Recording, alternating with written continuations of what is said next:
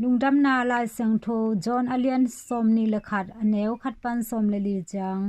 tua khit ciangin Tiberias bual gei-a nungzuipite kiangah Jesu kilangkik hi Amah hi bangin hong kilang hi Simon Peter Didymus kici Thomas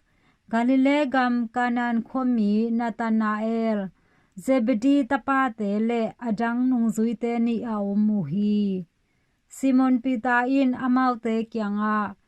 gei-a bengding in kakwan ding hi achi le amaute in kozong kongzui ding u hi achi u hi tua ciangin amaute paikhia-in gun kwang sunga atuang u hi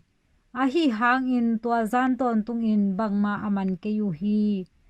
jing sang tung in gun gei-a Jesu ding a ahi hang in nungzuite in Jesu ahi lam na theilu hi tua ciangin Jesu in amaute kiangah katate o nga sa khat bek nei lo na hi u hiam achi hi amaute in Jesu kiangah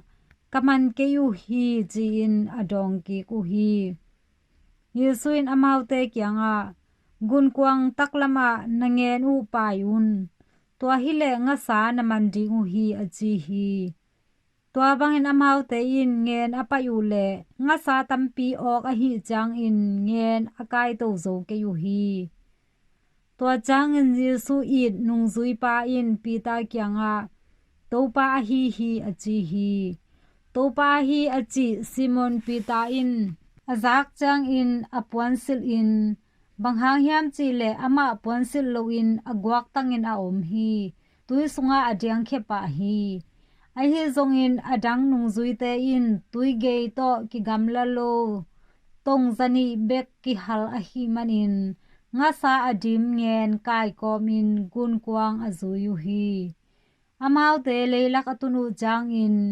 mei-am le atunga nga sa ki hang le khomun amu u hi Jesu in amaute kiangah tua nanga samatte u tom hongla un achi hi tua hi jang in gun kwang tunga